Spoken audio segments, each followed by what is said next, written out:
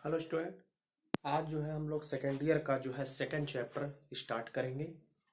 Second chapter है electrostatic potential and capacitance. इसमें पहला टॉपिक है electrostatic potential. It is represented by capital V. इसको हम लोग कैपिटल वी से रिप्रेजेंट करेंगे। देखिए इलेक्ट्रोस्टैटिक पोटेंशियल होता क्या है बच्चों, बहुत ध्यान से समझेंगे। इसमें मैंने आपको पीछे इलेक्ट्रिक फील्ड पढ़ाया था। इलेक्ट्रिक फील्ड आपको पता है क्या होता है। इलेक्ट्रिक फील्ड क्या है? The area around in which another charge particle experiences some forces is called electric field. तो ये हमारा क्या है? इलेक्ट्रिक फील्ड है। और ये इलेक्ट्रिक फील्ड जो है वो किससे डेवलप होता है? सोर्स चार्ज से डेवलप होता है। इसको हम लोग सोर्स चार्ज कहेंगे। ये जो इलेक्ट्रिक फील्ड डेवलप हो रहा है ये बच्चों क्या है? इलेक्ट्रिक क्या है? फील्ड है। ये इलेक्ट्रिक फील्ड है। और ये इलेक्ट्रिक फील्ड जो होता है वो सोर्स चार्ज से डेवलप हो रहा है। ओके, तो ये जो इलेक्ट्रिक फील्ड ये सोर्स चार्ज से डेवलप हो रहा है। और यहाँ इनफाइनाइट पर ये Q0 को हम लोग पॉइंट टेस्ट चार्ज बोलेंगे। कैसा है? ये पॉइंट चार्ज है। और कैसा है? टेस्ट चार्ज है। और टेस्ट चार्ज का जो नेचर होता है बच्चों वो ऑलवेज क्या होता है? पॉजिटिव होता है। तो इस टेस्ट चार्ज को, और ये जो टेस्ट चार्ज हमारा कहाँ है? इनफिनाइट पे है। कहाँ पे? इनफाइनाइट पर है। इस टेस्ट चार्ज को इनफाइनाइट से इलेक्ट्रिक फील्ड में किसी पॉइंट पर, फिर से सुनिए क्या कहा, इस टेस्ट चार्ज को इनफाइनाइट से इलेक्ट्रिक फील्ड में किसी पॉइंट तक लाने में जो वर्क हमको ऑब्टेन होता है, उसे उस पॉइंट पर क्या बोलते हैं? इलेक्ट्रोस्टैटिक पोटेंशियल कहा जाता है। तो वर्क हमको ऑब्टेन होगा यानी W ऑब्टेन होगा। तो इसका मतलब ये हुआ V equal to W upon क्या हो जाएगा? Q0। ये फार्मूला होता है। V equal to W upon क्या होता है बच्चों? Q0 होता है। ओके, अब उसके बाद इसका हम लोग यूनिट देखेंगे। यूनिट जो होगा ये हो जाता है जूल, और ये नीचे क्या हो जाएगा? कूलाम। जूल पर कूलाम को हम लोग क्या बोलते हैं बच्चों? वोल्ट बोलते हैं। जूल पर कूलाम को क्या बोलेंगे? वोल्ट बोलते हैं। इसका डायमेंशन देखें। डायमेंशन देखिए, जूल क्या है? जूल हमारा ये क्या हो गया? एनर्जी होता है। तो ml² T⁻⁻2 हो गया। कूलाम का क्या हो गया? AT हो गया। इसको बच्चों आपने सॉल्व किया तो क्या हुआ? ml² T⁻³ A⁻1। बच्चों इसका ये डायमेंशन हो गया। ठीक है। अब उसके बाद ये क्वांटिटी कैसी है? बोर्ड में कई बार पूछा जा चुका है बच्चा। Quantity QUANTITY। क्वांटिटी कैसी है? ये स्केलर क्वांटिटी है। कैसी है? स्केलर क्वांटिटी है। मतलब आपसे ये पूछेगा, ऐसे नहीं पूछता है, यूनिट के बेस पर पूछता है। जूल पर coulomb which type of quantity represent and what is the physical quantity. ये पूछता है कि जूल पर कूलाम कौन सी फिजिकल क्वांटिटी है और यह किसको रिप्रेजेंट करता है। ये बोर्ड में कई बार पूछा जा चुका है, इस चीज को ध्यान रखिएगा। जूल पर कूलाम पोटेंशियल को रिप्रेजेंट करता है, क्योंकि जूल पर कूलाम का यूनिट क्या होता है? वोल्ट। और वोल्ट जो होता है वो किसको रिप्रेजेंट करता है? पोटेंशियल को रिप्रेजेंट करता है। अब हेडिंग आपका इलेक्ट्रोस्टैटिक पोटेंशियल डाल लीजिएगा, ये डायग्राम बना लीजिएगा, उसके बाद डेफिनेशन बोलूंगा तब आप इसको लिखिएगा। ठीक है, चलिए डायग्राम बना करके पॉज करके लिखिए। Electrostatic potential at any point. Definition लिखे। Electrostatic potential at any point. Electrostatic potential at any point in a region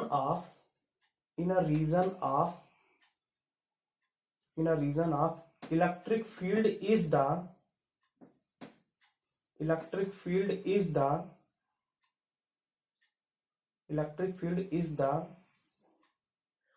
work done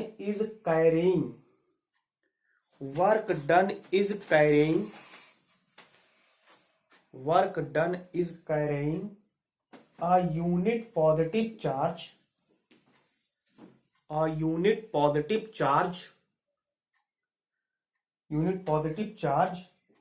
from infinity to that point.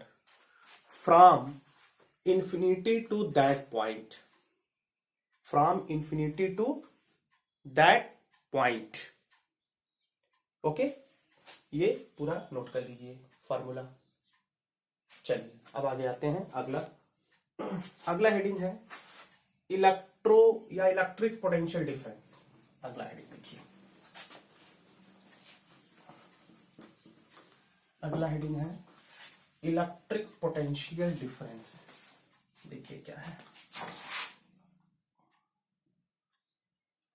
Electric potential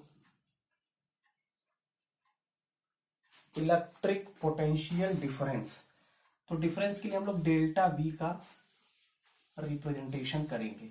electric potential difference बहुत ही ध्यान से समझिए बच्चों। Electric potential difference क्या होता है? वही चीज है कि ये हमारा क्या है, ये इलेक्ट्रिक फील्ड है। ये क्या है, हमारा इलेक्ट्रिक फील्ड है। और ये इलेक्ट्रिक फील्ड किसके कारण डेवलप हो रहा है? सोर्स चार्ज के कारण हो रहा है। ये हमारा क्या हो गया, इलेक्ट्रिक फील्ड हो गया। और इसी इलेक्ट्रिक फील्ड में दो पॉइंट है बच्चों। मान लो एक पॉइंट ए हो गया और एक पॉइंट बी हो गया। इसी इलेक्ट्रिक फील्ड में इलेक्ट्रिक पोटेंशियल क्या है, समझ में आ गया कि इनफाइनाइट से लाते थे। लेकिन इलेक्ट्रिक पोटेंशियल डिफरेंस है कि इलेक्ट्रिक फील्ड में ही किसी पॉइंट चार्ज को या वही टेस्ट चार्ज को, इलेक्ट्रिक फील्ड में ही किसी पॉइंट चार्ज को, किसी टेस्ट चार्ज को वन पॉइंट से दूसरे पॉइंट तक, कितने पॉइंट से, वन पॉइंट से दूसरे पॉइंट तक ले जाने पर जो वर्क ऑब्टेन्ड होता है उसे उन दोनों पॉइंट के बीच का क्या बोलते हैं, इलेक्ट्रिक पोटेंशियल डिफरेंस बोलते हैं। तो अब किससे रिप्रेजेंट करेंगे? मैंने बताया डेल्टा वी से रिप्रेजेंट करेंगे।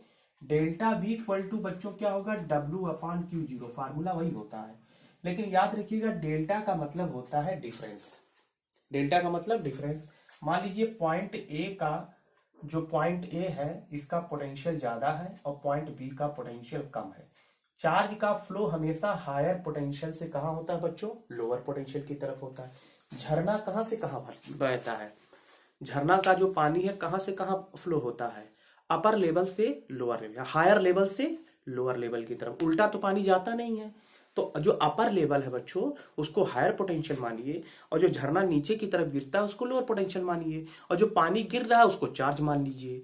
तो आपका अपने आप क्लियर हो जाएगा। इसका मतलब पॉइंट ए हायर पोटेंशियल पर है और पॉइंट बी हमारा जो है लोअर पोटेंशियल पर है। जो हायर पोटेंशियल है ए और लोअर पोटेंशियल है बी, तो हायर में से लोअर को माइनस कर देंगे। इसका मतलब डेल्टा वी की जगह हम लोग लिख सकते हैं वी ए माइनस क्या लिख सकते हैं, V B, which are equal to W upon क्या हो गया, क्यू जीरो हो गया। तो देखिए मेन फार्मूला तो आपका डेल्टा वाला है, लेकिन जब ए और दो बीच के पॉइंट की बात जब होती है तो ए और हम लोग बी इस रेफरेंस के फॉर्म में लिखते हैं। यूनिट डायमेंशन सेम रहेगा, इसका भी बच्चों क्या होगा, यूनिट वही हो जाएगा आपका, क्या हो जाएगा, जूल पर कूलॉम रहेगा, या इसको कंबाइंड फॉर्म में हम लोग क्या कहेंगे बच्चों, वोल्ट कहेंगे। ठीक है। और डायमेंशन, जो डायमेंशन है आपका, जो मैंने अभी बताया डायमेंशन कितना था, ml स्क्वायर टी की power -3 a to the power -1, ये डायमेंशन हो जाएगा। अब नोट में कुछ बहुत बेसिक फंडे हैं उसको आप लोग समझेंगे। नोट में फर्स्ट पॉइंट है, if VA is greater than VB, मतलब पॉइंट ए का पोटेंशियल अगर पॉइंट बी के पोटेंशियल से ज्यादा हो, ज्यादा तो है ही है, अगर ज्यादा है तो देन, तो इस कंडीशन में बच्चों क्या होगा, वर्क डन हमारा क्या होगा, positive. Then work done is positive, work done कैसा होगा, पॉजिटिव हो जाएगा। दूसरा पॉइंट है कि if VA is less than VB, तो देन इस कंडीशन में क्या हो जाएगा, वर्क डन इज क्या होगा, निगेटिव हो जाएगा। वर्क डन क्या हो जाएगा बच्चों, निगेटिव हो जाएगा। और तीसरा पॉइंट यहां पर हम लिखते हैं बच्चों, यहां देखिए थर्ड पॉइंट यहां लिख दे रहे हैं। तीसरा पॉइंट ये है कि if VA is equal to VB, then इसका मतलब वर्क डन क्या होगा, zero.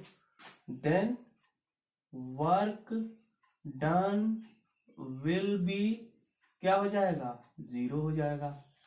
Work done will be क्या हो जाएगा, जीरो हो जाएगा। इट मीन्स इसका मतलब हुआ at equipotential surface, it means at equipotential surface work done will be zero. Work done will be zero. समझ में आया? इलेक्ट्रिक पोटेंशियल डिफरेंस समझ में आया? Delta V equal to W upon Q, zero आया समझ में? Delta V का मतलब होता है किन्हीं दो पॉइंट के बीच का पोटेंशियल डिफरेंस होता है। तो ये VA माइनस क्या हो गया, VB which are equal to W upon Q, zero हो गया। इसका जो यूनिट हो गया जूल पर कूलाम हो गया, और इसको कंबाइंड फॉर्म में वोल्ट कहेंगे। और डायमेंशन आपके सामने है। ये जो तीन मैंने बेसिक पॉइंट लिखे हैं उसको आप समझिए। पहला क्या कहा गया कि if VA is greater than VB then work done is positive. जाहिर सी बात है कि अगर इस पॉइंट की वैल्यू, A की पॉइंट की वैल्यू B से ग्रेटर होगा तो हमारा वर्क डन क्या होगा, पॉजिटिव होगा। दूसरी बात है कि VA is less than VB, point B की वैल्यू अगर A से ज्यादा है तो वर्क डन हमारा क्या होगा, निगेटिव होगा। और यहाँ तीसरा पॉइंट क्या लिखा जो सबसे इंपॉर्टेंट है कि if VA is greater equal to VB then work done will be zero. It means at equipotential surface work done will be zero. इसका मतलब अगर ये दोनों की वैल्यू बराबर हो गई तो ये कैंसिल होकर के जीरो आ गया, क्रॉस मल्टीप्लाई करोगे तो वर्क डन क्या होगा, जीरो होगा। इसका मतलब पॉइंट A और पॉइंट B का पोटेंशियल क्या है, बराबर है। जब पोटेंशियल बराबर होगा तो क्या चार्ज फ्लो हो पाएगा, चार्ज नहीं फ्लो हो पाएगा। जब चार्ज नहीं फ्लो होगा तो हमको वर्क भी ऑब्टेंड नहीं होगा। ओके बच्चों, तो हेडिंग है electro potential difference delta V। और मैं पहले एक किनारे एक छोटा सा डायग्राम बना लीजिए, उसके बाद मैं डिफिनेशन बोल रहा हूं, फिर आप इसको नोट करिएगा। लिखिए डिफिनेशन, लिखिए the ratio of the work done, the ratio of the work done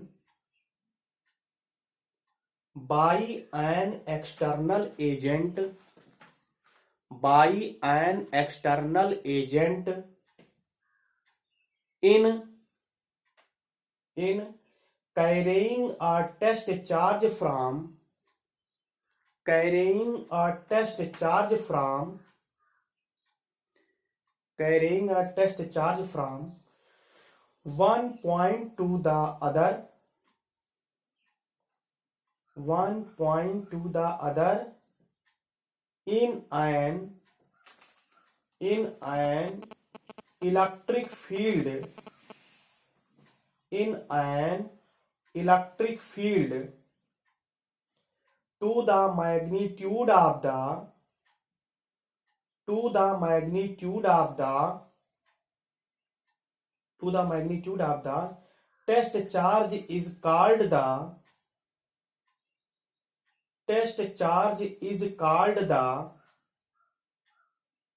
test charge is called the potential difference between, test charge is called the potential difference between those points, potential difference between those points। Okay बच्चों, तो आप क्या करेंगे, इसको पूरा note कर लीजिए, formula ये और ये पार्ट, और लास्ट में तीसरा पॉइंट ये नोट कर लीजिए, पॉज करके नोट कर लीजिए। चलिए ओके, अब अगला हेडिंग डालेंगे 1 वोल्ट। हेडिंग क्या है, 1 वोल्ट। आप लोगों ने 10th में भी पढ़ा होगा। 1 वोल्ट हेडिंग डालिए। 1 वोल्ट क्या है देखिए, 1 वोल्ट। देखिए बच्चों, हम इसको कई तरीके से डिफाइन कर सकते हैं, ठीक है। कई तरीके डिफाइन का मतलब हम इलेक्ट्रिक पोटेंशियल से भी डिफाइन कर सकते हैं, इलेक्ट्रिक पोटेंशियल से भी डिफाइन कर सकते हैं, और दूसरी बात जो है हम लोग पोटेंशियल डिफरेंस से भी इसको डिफाइन कर सकते हैं। मतलब जैसे ये है कि delta V equal to W upon Q zero था, अगर इफ W इक्वल टू कितना जूल कर दिया जाए, 1 joule, and Q0 equal to 1 coulomb कर दिया जाए, कितना कर दिया जाए, 1 coulomb, then delta B equal to कितना हो जाएगा, 1 वोल्ट नहीं हो जाएगा। इसका मतलब यहाँ पे 1 जूल रख दो, यहाँ पे 1 कूलाम रख दो, तो डेल्टा वी की वैल्यू कितना आएगा, 1 वोल्ट आ जाएगा कि नहीं आ जाएगा। अब यहाँ इन्वर्टेड काम इसका डिफिनेशन होगा, तो आप इसको नोट करिए और डिफिनेशन में बोल रहा हूं। ओके, लिखिए डिफिनेशन है, लिखिए if 1 joule of work is done, if 1 joule of work is done in carrying a test charge of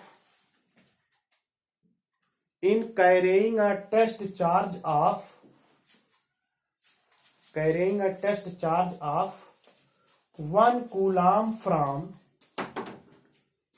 one point to the other in an electric field, comma, then the potential difference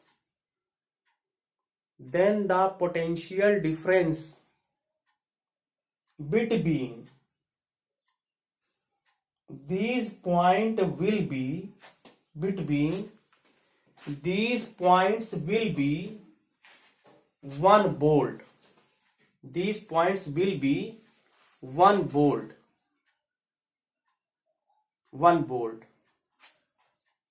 ठीक है, inverter का close. चलिए अगला heading डालिए, electric potential due to point charge. Electric potential due to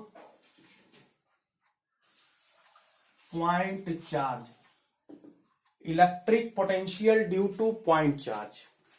जरा ध्यान दीजिए, जैसे बहुत ही गौर से समझिएगा बच्चों, बहुत ही इंपॉर्टेंट टॉपिक है, इसको बहुत ही ध्यान से समझिएगा। ये हमारा क्या है, पॉइंट ओ पर हमारा क्या है, कोई सोर्स चार्ज है, क्लियर, और वो पॉइंट पी तक, कहां तक, पॉइंट पी तक जो है हमारे इलेक्ट्रिक फील्ड को प्रोड्यूस कर रहा है, यानी आर डिस्टेंस पर कोई पॉइंट पी है जहां पे इलेक्ट्रिक फील्ड को प्रोड्यूस कर रहा है। और ये हमारी जो आगे का ये जो सिस्टम है, इसके बाद का बहुत ध्यान से, ये इनफाइनाइट तक गया है। कहां तक गया है, इनफाइनाइट तक गया है। और इसी इनफाइनाइट पर हमने क्या कर दिया है बच्चों, 2 पॉइंट ले लिया है।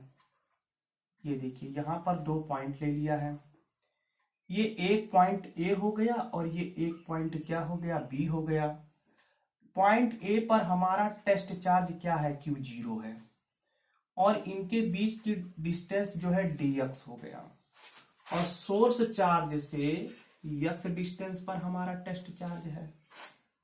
समझ में आया, फिर से समझिए, ये हमारा सोर्स चार्ज क्या है, प्लस Q है, इससे r डिस्टेंस तक, यानी सोर्स चार्ज के कारण r डिस्टेंस तक, पॉइंट P तक हमारा इलेक्ट्रिक फील्ड है।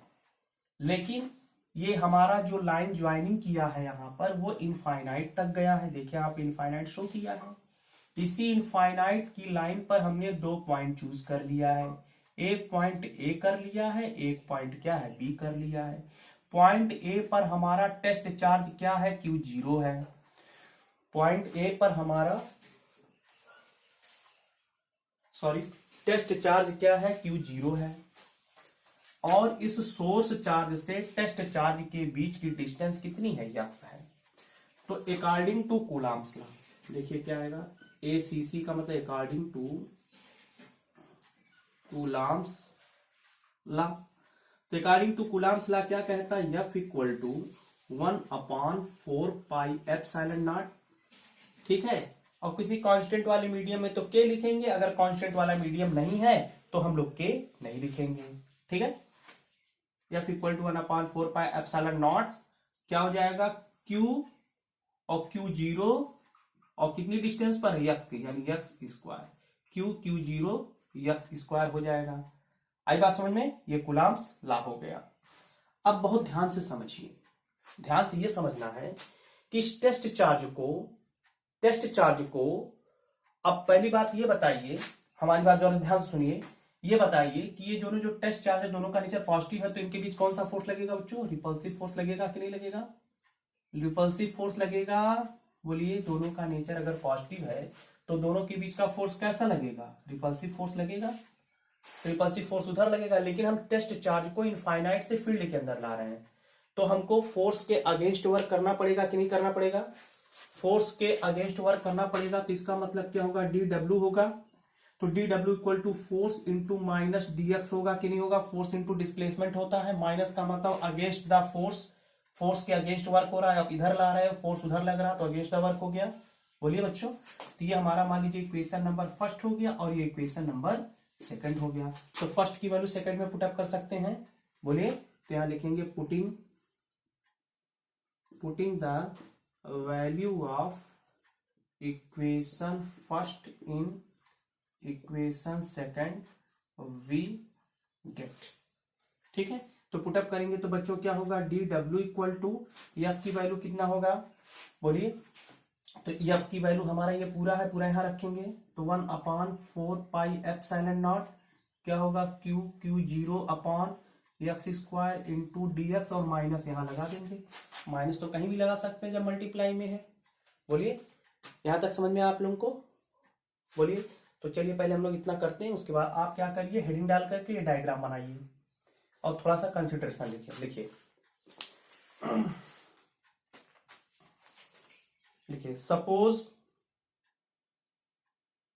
Suppose a charge of plus q, small q रहेगा, plus q is situated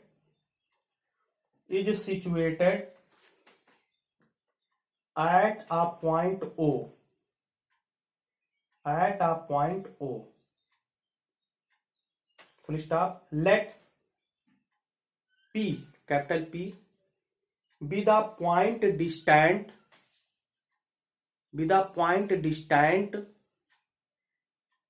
small r, देखिए डायग्राम में स्मॉल r होगा, point distant small r from O at which electric potential is to be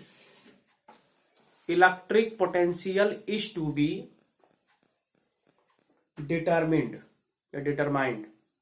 Electric potential is to be determined.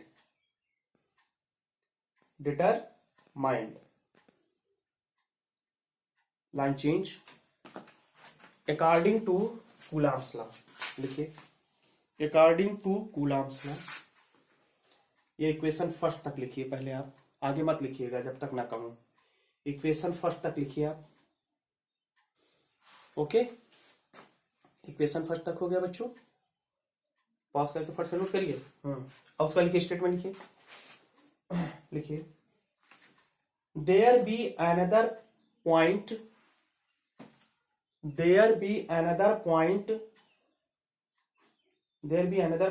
B, point B है ये, देखिए B, ये B वाला point B at an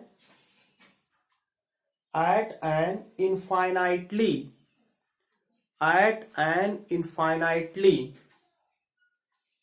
small distance dx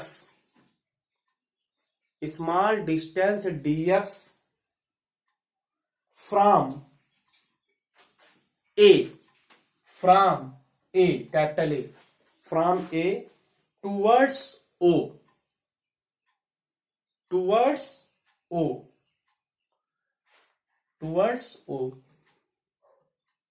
आगे लिखिए, then the work done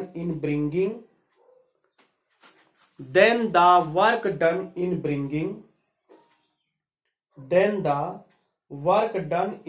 bringing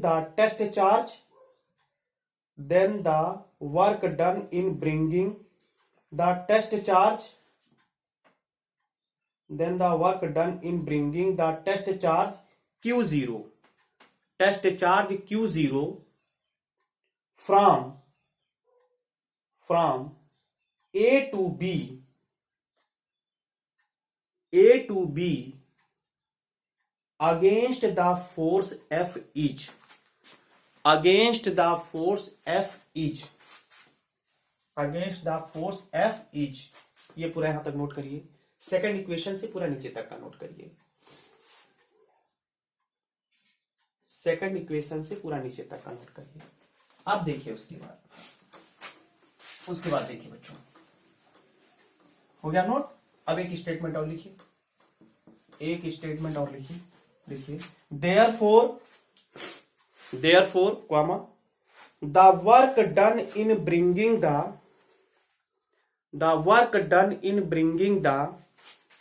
therefore comma the work done in bringing the test charge q0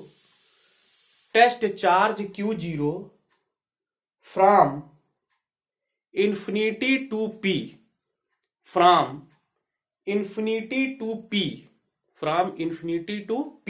capital P is. तो बेटा हम इसको क्या करेंगे, इंटीग्रेट करेंगे। इनफाइनाइट से P का मतलब P का डिस्टेंस कितना है, O से R है, तो इसका मतलब हम इसको क्या करेंगे, इंटीग्रेट करेंगे।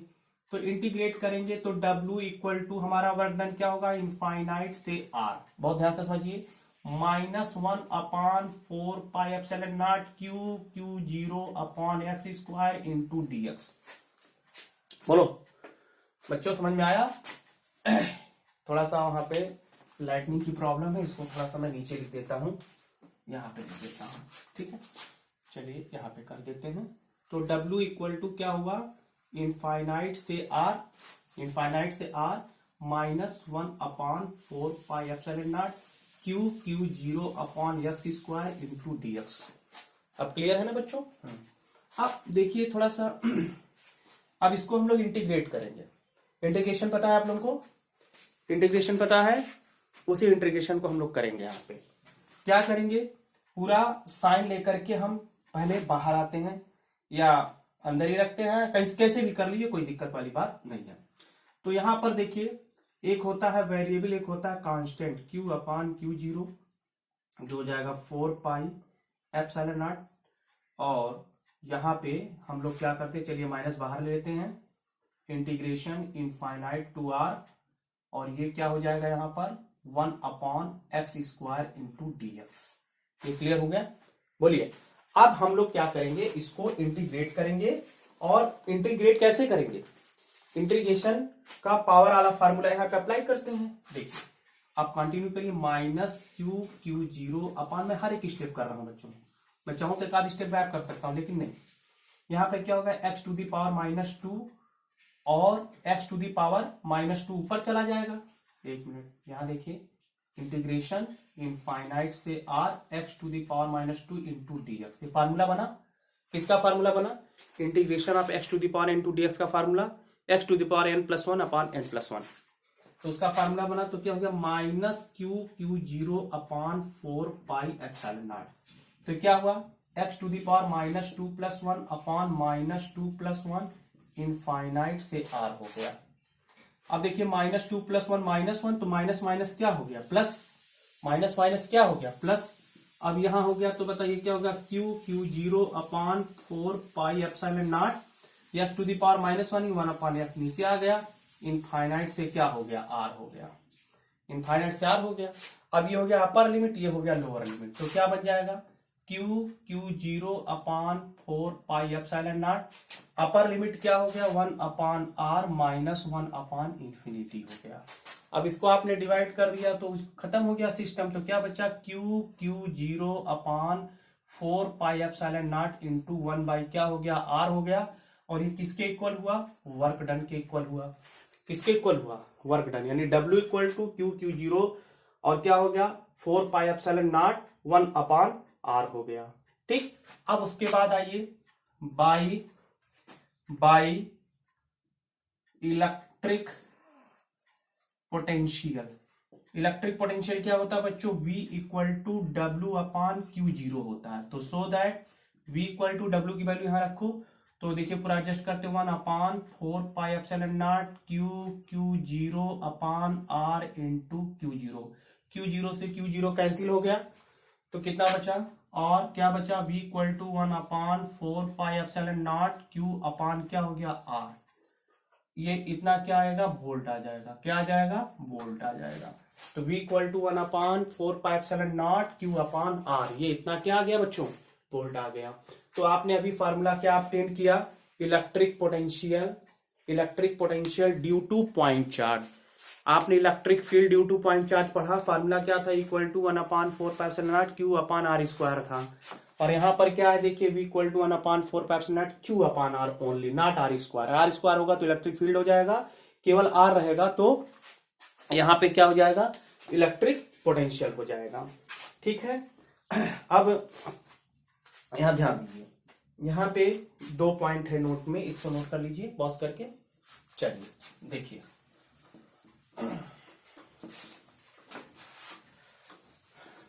नोट में 2 पॉइंट समझिए, नोट में 2 पॉइंट, यहां नोट डालिए। नोट में फर्स्ट पॉइंट, पहला पॉइंट क्या है, electric potential is 0 at infinity.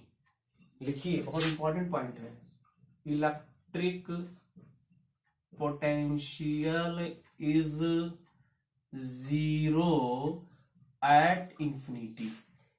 Electric potential की वैल्यू इनफाइनाइट पर 0 होती है। इसका मतलब कैसे, जैसे v इक्वल टू, ठीक है, इलेक्ट्रिक पोटेंशियल की वैल्यू 0 कैसे होती है उसको हम बता रहे हैं, तो जरा ध्यान से समझिए। तो फार्मूला क्या है हम लोग का बच्चों, v equal to 1/4πε0 q upon r होता है। अब ये कह रहे हैं कि इनफाइनाइट पर 0 होता है, यानी यहां इनफाइनाइट रखेंगे तो v equal to 1/4πε0 q upon infinite. ये बताओ पूरा खत्म होकर के वैल्यू कितना आ जाएगा, 0 आ जाएगा कि नहीं आ जाएगा, नोट कर लीजिए इसको। दूसरा पॉइंट आइए, दूसरा पॉइंट यहां बता देते हैं, जगह है हम लोग का, हो जाएगा, ग्राफ बनाना है। दूसरा पॉइंट में जो है हम लोग, जैसे कोई सिंगल चार्ज है, potential due to a single charge is spherically symmetrical, या स्फेरिकली सिमेट्रिक होता है। Potential due to point charge जो होता है स्फेरिकली क्या होता है, सिमेट्रिकल होता है। क्या होता है, स्फेरिकली सिमेट्रिकल होता है। सिमेट्रिकल मतलब एक जैसा होता है। तो उसके थ्रू जो है हम लोग का ग्राफ क्या बनेगा, ग्राफ क्या बनेगा मतलब है, पहले हम लोग इस पॉइंट को लिख लेते हैं। दूसरा पॉइंट लिखिए तो बताएं, लिखिए electric potential due to a, दूसरा पॉइंट नोट में लिखेंगे, electric potential due to a single charge is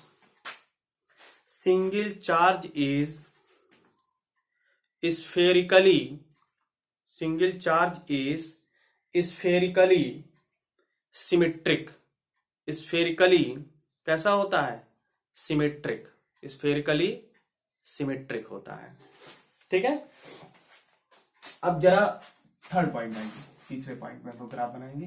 third point में हम लोग देखिए ग्राफ क्या ड्रा कर रहे हैं उसको देखेंगे। तो ग्राफ ये है बच्चों कि ये हम लोग का डिस्टेंस r हो गया, ठीक है। यहां पर हम लोग इलेक्ट्रिक फील्ड की भी वैल्यू लिख सकते हैं और पोटेंशियल की वैल्यू लिखेंगे, एंड लिखते हैं, एंड मान लो अगर दोनों हो तो उसके थ्रू हम लोग का ये इलेक्ट्रिक फील्ड हो गया एंड ये पोटेंशियल हो गया। तो उसके थ्रू हम लोग का ग्राफ कैसे बनेगा बता सकते हैं। देखिए बच्चों, इलेक्ट्रिक फील्ड में r स्क्वायर होता है तो इसका कर्व ये हो गया, ठीक है। अब पोटेंशियल में क्या होता है, r स्क्वायर नहीं होता है तो उसका जो है ग्राफ ये कम बेंड हो जाएगा। ये देखिए, ये हो गया इलेक्ट्रिक फील्ड की वैल्यू हो गया और ये इलेक्ट्रिक पोटेंशियल की वैल्यू हो गया। ओके, E एंड V हो गया, ये इलेक्ट्रिक फील्ड की वैल्यू हो गया और ये V माने क्या हो गया, इलेक्ट्रिक पोटेंशियल की वैल्यू हो गया। आई बात समझ में। तो इस तरीके से हम इसकी वैल्यू को ऑब्टेन कर सकते हैं। ओके बच्चों, तो आप इसको नोट कर लीजिए, ग्राफ बना लीजिए। ओके, देखिए बच्चों, अगला हेडिंग है potential at a point due to group of electric charge. Potential at a point, किसी पॉइंट पर पोटेंशियल हमको फाइंड करना है due to group of charges. बहुत सारे चार्जेज हैं, आप देख रहे हैं ऐसे बहुत सारे चार्ज हैं और बहुत सारे चार्जेस के थ्रू हमको इलेक्ट्रिक। तो हाँ देखिए बच्चों, तो पॉइंट पी पर हमको ये बहुत सारे चार्जेज हैं, इसके थ्रू जो है इलेक्ट्रिक पोटेंशियल फाइंड करना है। डायग्राम बनाइए, हेडिंग डाल के तुरंत डायग्राम बनाइए, स्टेटमेंट लिखिए। देखिए suppose there are a number of point charges, Q1, Q2, Q3, Qn at distances R1, R2, R3, Rn। Rn का मतलब ऐसे लिखोगे बच्चों, डिस्टेंसेस Rn है ना, तो R सफिक्स में है ऐसे, Rn रिस्पेक्टिवली, आगे लिखे respectively from the point P,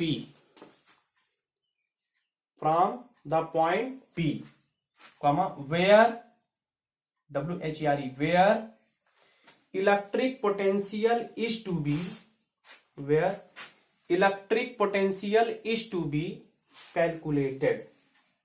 where electric potential is to be calculated, Now next line, okay, now potential at P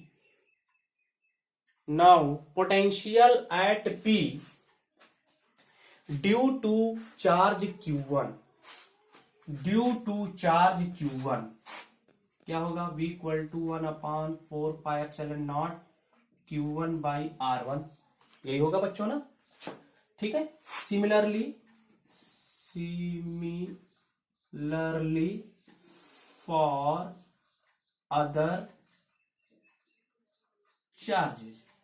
charges के थ्रू कितना होगा, V2 equal to 1/4πε0 Q2 upon R2, V3 equal to 1/4πε0 Q3 upon R3, ठीक है, and so on. And last में क्या लिख सकते हैं, Vn का मतलब ऐसे n चार्जेस हैं, 1/4πε0 Qn अपॉन क्या हो गया, Rn हो जाएगा। इतनी बात समझ में आ गया, यहां आ जाइए। उसके बाद लिखिए so that potential at P due to total charge, तो टोटल के लिए बेटा क्या करना है, सबको ऐड कर देना है, अलजेब्रिक सम करना है। तो V equal to V1 plus V2 plus V3 plus dot plus Vn कर देना है। अब वैल्यू रखेंगे 1/4πε0 को कॉमन ले लीजिए, तो क्या बचेगा बच्चों, Q1 upon R1 plus Q2 upon R2 plus Q3 upon R3 plus dot plus Qn upon क्या बचेगा, Rn बचेगा। और इन सब का हम लोग क्या करेंगे, अलजेब्रिक सम कर देंगे, तो ये हो जाएगा 1/4πε0 समीशन I इक्वल टू 1 से लेके I इक्वल टू n तक। तो यहां पे क्या लिखेंगे, QI अपॉन क्या लिखेंगे, RI, QI अपॉन क्या लिखेंगे, RI, ये इस तरीके से हो जाएगा। ये देखिए इस तरीके से आपका ये मेन फार्मूला आ गया। ये ग्रुप ऑफ चार्जेज, तो ग्रुप ऑफ चार्जेस से हम लोग का इलेक्ट्रिक पोटेंशियल की वैल्यू ये आ गई। नोट कर डालिए, पूरा पॉज करके नोट करिए। तो आज हम लोग इतना स्टडी करेंगे, डेली थोड़ा थोड़ा स्टडी करते चलेंगे और नोट्स बनाते चलेंगे, जिससे आपका कॉन्फिडेंस लेवल बढ़ता चलेगा। तो आज मैंने सेकंड चैप्टर चालू कर दिया बच्चों, तो सेकंड चैप्टर में आप लोग इतना ही ध्यान रखें और डे बाय डे हम लोग सिलेबस को आगे बढ़ाते रहेंगे। तो इस वीडियो को देखने के लिए तहे दिल से आपका धन्यवाद।